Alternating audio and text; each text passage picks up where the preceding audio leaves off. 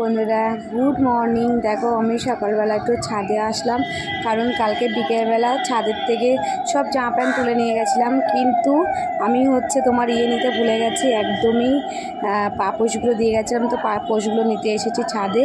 তো ভাবলাম যে তোমাদের সাথে তাহলে গুড মর্নিংটা ছাদে এসে দিই।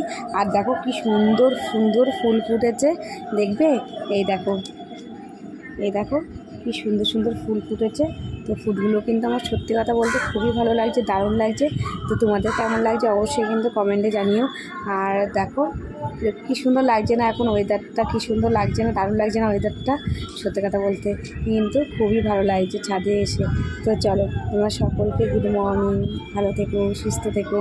আমি ছাদে এসেছি যার জন্য সে কাজটা হয়ে গেছে। তো যাই, এবার নিচে যাব, কারণ যেহেতু ঘরে কাজ করতে হবে, সবই কাজ টাজ করতে হবে। তো তোমরা সবাই উঠে পড়ো কিন্তু।